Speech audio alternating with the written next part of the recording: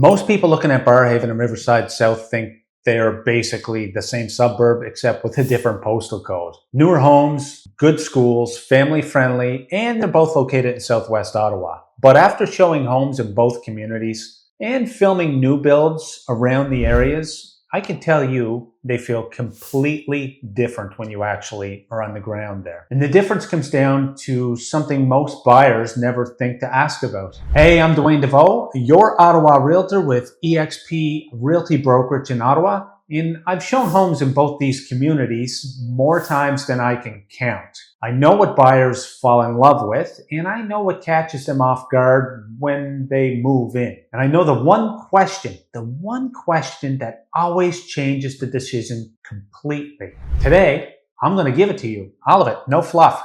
No brochure. Let's get into it. Barrhaven is built for today. Everything you need is already there. It has Costco, it has a ton of restaurants, it has gyms, schools, medical clinics, and it has Chapman Mills, which has a ton of amenities. It's convenient, it's complete, and it's been Ottawa's family suburb of choice for a generation. Riverside South is being built for tomorrow. It's a master plan community that could hit 50,000 residents by the early 2030s. When you drive through it right now, you're seeing Ottawa's future growth corridor taking shape in real time. Some buyers love the energy. Others want to wait until it's all there. Now, the starting point. Let me give you the detail. Quick market snapshot straight from the Ottawa Real Estate Board in May 2026. The average price of a home in Ottawa is around $721,000, which is down 1% year over year, with the market in balanced conditions, which is good for buyers.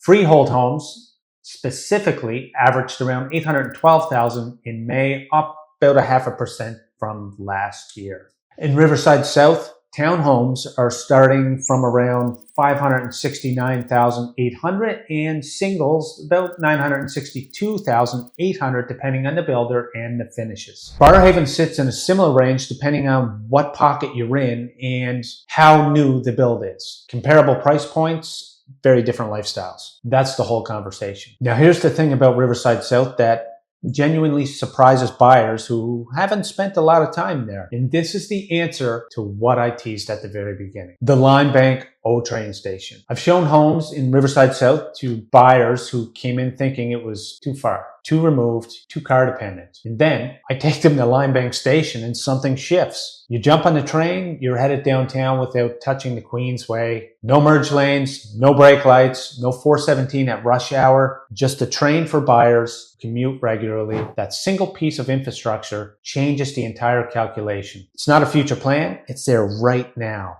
And it's running, and Riverside South residents are using it every single day. Barrhaven, still mostly buses and cars. There are transit improvements planned, but as of right now, today, Riverside South has the transit edge, and it's not even close between Riverside South and Barrhaven. The other thing that surprises buyers, and this one I felt myself when I was filming out there and showing a ton of homes, is the Rideau River pathway system. You're driving through what looks like a newer suburban community, and then all of a sudden you turn a corner and you're on a trail along the river. Cyclists, joggers, families, dog walkers. It's genuinely beautiful, and it's right there woven into the neighborhood. Riverside South's proximity to the Rideau River and access to nature trails is one of the most underrated features. It's a top choice for families and professionals who want that blend of natural beauty and modern development. Barrhaven has parks and green space, absolutely, but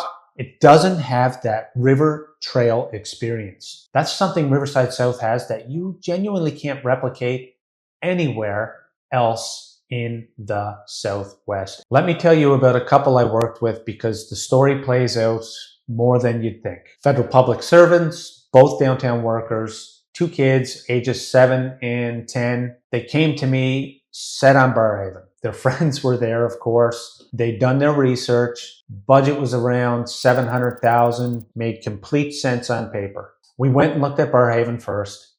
Great homes, obviously, convenient location. The kids love the parks, solid choice by any measure. Then I said, give me one afternoon in Riverside South before you decide. We went, we walked the trail along the Rideau River. We drove past Line Bank Station. I showed them what the commute would look like on the train Downtown in under 30 minutes. No car.